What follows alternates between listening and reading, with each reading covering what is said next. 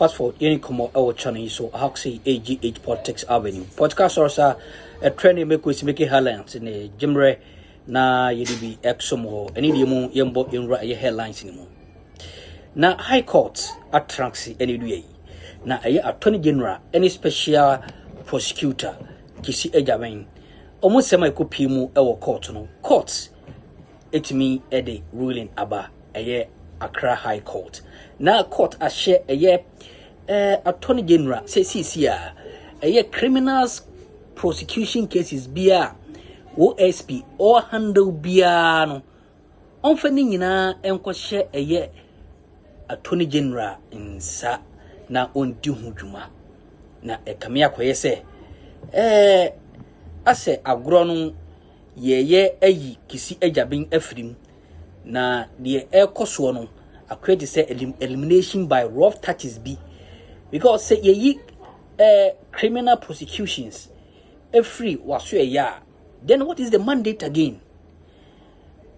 Well, mamenye wadwen kire under the comment section ho na mesrok say yemonwra insimfonim ne yehwe ne yeko ani de yeba aha AGH Politics Avenue. Attorney General's Department to immediately assume control over all criminal prosecutions currently being handled by the Office of the Special Prosecutor, pending formal authorization from the Attorney General's Office.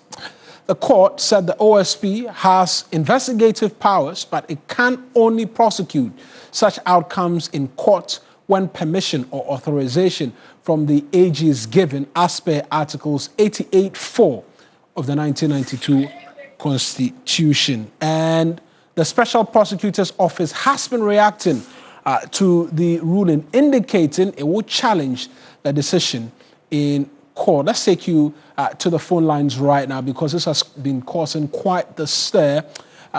Justice Abdullah is a law lecturer, private legal practitioner as well. Is joined us via the phone lines. Counsel, I appreciate you joining us. What meaning are you making of this latest decision by a high court, considering a matter of such nature is currently pending before the Supreme Court?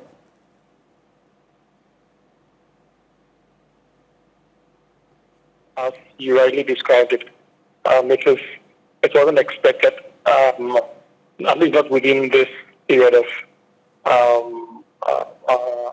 history, while all the issues about corruption, the rise in corruption-related matters and all of that are ongoing, and trying to figure out means of fighting corruption, and this law comes up at this point in time in our lives. It's very disturbing, particularly also if you relate it to the fight to bring back Ken Oferiatta, which is which the OSP is highly instrumental in that fight. Indeed, it is at the forefront of that fight, and so this completely takes away a lot from us as people, and it literally gives from the Oferiatta camp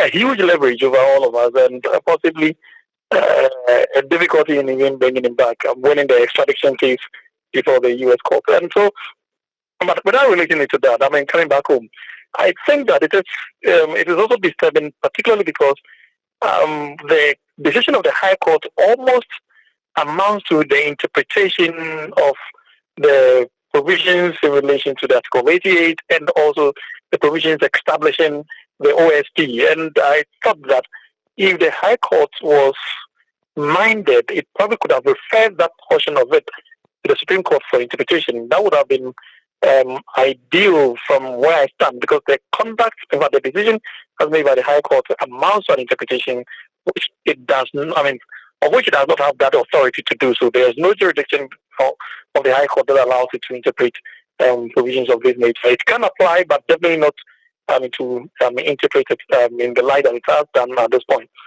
Now, having said that too, you would literally agree with me that the entire setup of the OSP and its machinery, its structures are literally set up for the purposes of these. From this angle, that is the prosecutorial angle, And so once you take out the prosecutorial authority from it, the entire office becomes a useless entity. And so you will not need that office to even continue in its operation. I mean, going forward, if this decision is allowed to stand, it literally takes away the foundation of the OSP. And the OSP would be useless and meaningless to exist in our books if this decision is allowed to stay. So on the basis of these, I completely support the decision of the OSP to appeal this decision, and I would strongly urge all of us to find means of supporting, I mean, particularly anti-corruption fighting institutions. Already there is a similar issue brewing up in the Supreme Court on this subject. If this decision had come from the Supreme Court, of course, we would have thrown in the towel and then said, well, maybe let's go back to the drawing board and then see how best we can come back to fight corruption from another angle, or maybe go back to our earlier advocacy, which has always been that it should rather be the Attorney General's office that should be decoupled from the Ministry of Justice, so that once you have those two independent independent institutions operating from that angle, one may not necessarily have to be a ministerial position, then we wouldn't have to have this kind of fight today. But today is a big blow. The point that, look, the court in making this pronouncement lack jurisdiction, what then becomes the use of the OSP's challenge of the reasoning of the court? Because there is no authority, no basis upon which the High Court is supposed to be making a pronouncement like this. What then becomes the authority or the basis for which the OSP want to challenge this? Is it to rectify the notion currently in the media space? And also, this will not be binding on other high courts, really. And so what is the point? Yeah, indeed, it may not be binding on other high courts, but it will be highly influential in changing and in the narrative going forward. And then indeed, other high courts who could be influenced by this. And so, if you do not challenge it and get a firmer authority on this subject, then your continuous existence becomes shaky. And so, right. And it is the reason you have to challenge it right away. You don't even sit for a minute on such a dangerous precedent being set. Remember, it is a high court. Other high courts may not be bound by it, but they could be influenced and they could be giving decisions questioning your authority in this light. And the moment your authority is questioned, you no longer have any basis to prosecute anyone. Absolutely. Of critical importance to a lot of people in this conversation about the prosecutorial powers of the OSP, some say that is that case pending before the Supreme Court. Now, considering that the court refused to allow the OSP be a party to the suit, where then lies the ability to provide counter-argument to the court which will matter most? Because when the Supreme Court does make pronouncement on that matter before it, irrespective of whether or not the OSP is successful in its challenge of this High Court ruling, it will matter very little, because what will be decided by the Supreme Court will then be binding. In respect that they don't have a forum there, where leaves counter-arguments in that substantive suit currently before the OSP, considering the AG sides with the plaintiff in that particular matter? Indeed, you put it rightly. It is difficult to say that the decision of the Supreme Court will come tomorrow or the next day at this point. And so, in view of that, you cannot hold on to your horses saying that because the decision of the Supreme Court is potentially coming very soon, you will not take any decision in respect to the High Court. That would be rather a counterproductive decision to take. You have to take all steps available now until that Supreme Court decision comes. That Supreme Court decision may as well come and not even affect the prosecutorial powers of the OSP. Whether or not the OSP is allowed to even make a case before the Supreme Court. Mind you, the Supreme Court doesn't need the OSP's input necessarily to make a favorable decision in favor of the continuous existence of the OSP. The Supreme Court is allowed to take opinion from everyone and anyone, including amicus. And so whether or not the OSP being made a party or being allowed to make a position, its position known before the Supreme Court, will not necessarily impact the decision that would ultimately come from the Supreme Court. So that's the first thing that we need to know. The second thing that we need to know is that, as I indicated, one does not need to wait for the Supreme Court's decision to appeal this decision. Absolutely. The two can go on simultaneously. And if it turns out that the Supreme Court's decision adversely affects the continuous existence of the OSP and invariably reaffirms the decision as made by the High Court today, then of course any pending appeal becomes immaterial. And at that point, you can then throw in the towel and then take an appropriate decision to address whatever concerns that may exist from that moment. Help us understand just one more time this matter from the High Court. I've seen a number of reactions already, and you yourself have been corroborating the fact that the court did not have jurisdiction to have taken upon itself the matter to make the pronouncements that it has made. In the jurisprudence, the legal framework within which we work with, what, I don't want to say punishments, but what counters exist for when courts assume jurisdiction and make pronouncements which you are saying they did not have authority to make? What are remedies outside of the appeal, obviously, which you are advising the OSP to undertake? Indeed, the OSP has two routes to remedy the situation as it exists today. The first one, the most popular, as everybody knows, is the appeal route, which is the easiest route to take, if you like. There's also a judicial review available to the OSP. The two can go on simultaneously. And indeed, I would strongly urge the OSP to invoke both simultaneously. And it doesn't go against the law to invoke both anyway, just for the purposes of clarity. They can invoke judicial review, questioning, and that would take the OSP straight from the High Court to the Supreme Court without having to go to the Court of Appeal. So straight you jump to the Supreme Court on a judicial review that the High Court did not have any legal basis to make the pronouncement that it did on the basis of, as we said, lack of jurisdiction. And if it is clear on the face of it, because it appears quite clear on the face of it that indeed the High Court doesn't have it. But of course, sometimes until you go into the nitty-gritty, you would never get to know of some of the pitfalls that you may encounter. However, as it stands now, on the face of it, it does look like the High Court doesn't have jurisdiction. And also on the basis of that, they can mount a judicial review application before the Supreme Court to quash the decision of the High Court as it exists today. And if that succeeds, and chances are that the Supreme Court could merge any potential application for judicial review with the which was the point I was going to make, that could that happen, considering, or could that be another means through which the OSP now then becomes a party to that original suit which they were refused initially, if they go through this second route, this judicial review route you're making reference to? Okay, so since I asked the question on your behalf and I'm giving the answer, I would say that yes, indeed it is available to the Supreme Court to consider both at the same time, not necessarily by merging them. They could consider both at the same time.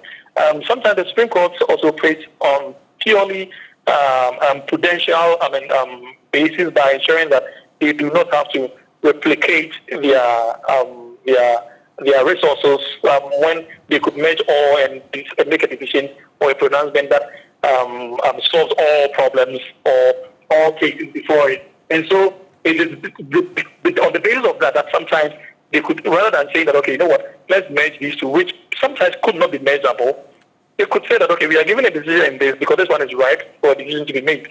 And that decision, we would assume that it also encapsulates all the matters in reference to case B, because the matters raised in both cases are germane and are the same, that we believe that the decision in case A will resolve the decision in that matter too.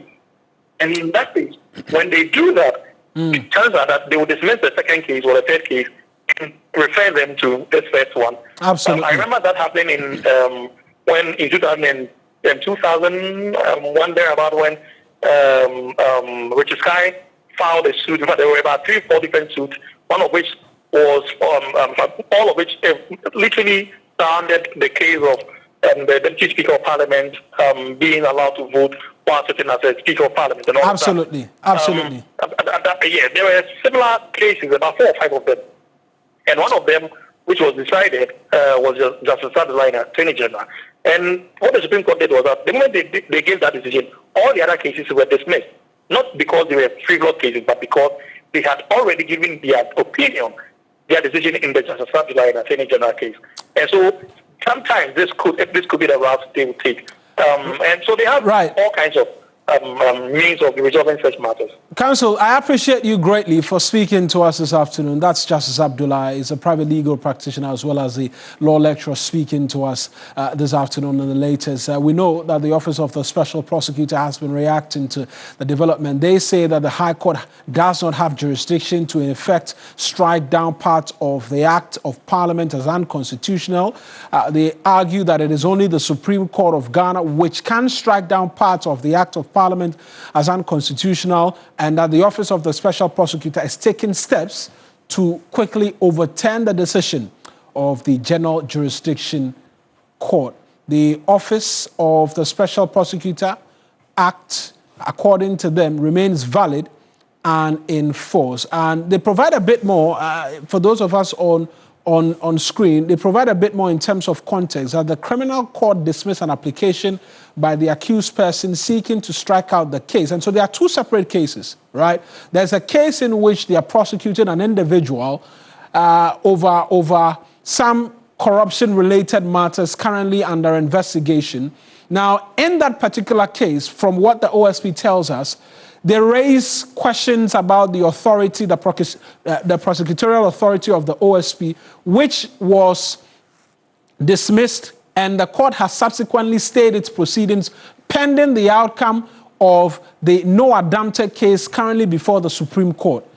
But the OSP says they went before the general jurisdiction of the High Court and filed this application, which has now become the basis of this decision by the court, and most definitely something which has piqued quite the interest and will have a lot of tongues wagging in terms of the analysis. We've got the first bit of it from Justice Abdullah, who's a private legal practitioner and a law lecturer on matters of the Constitution as well, this afternoon. I've seen H. Kwesi Prempeh write about this. I've seen Oliver Baka-Vomo write about this. Professor Kweku Azar as well has put up a post in this, and they all seek to make the same argument that, look, the court went into areas where it didn't have authority to. And so, but Justice Abdullah says, yes, that's the case, but it's still in the interest of the OSP to challenge it, because then other high courts can begin, even though it's not binding on them, they can begin to look at it and say, well, if my colleague in this court says this, let me look at the argument and the reasoning, and that could be a challenge for the court, for the entity, the OSP, in other courts, and so they should challenge it whilst the Supreme Court matter continues to remain pending. But we'll see how it plays out. Absolutely. That's a bulletin for you. I am Owen Egbert. We and some who do it in course watch channel so, Mam, and I was so Jemre. That's an so bad in there. Don't be Edomiania. Unia, you better sign Asuno.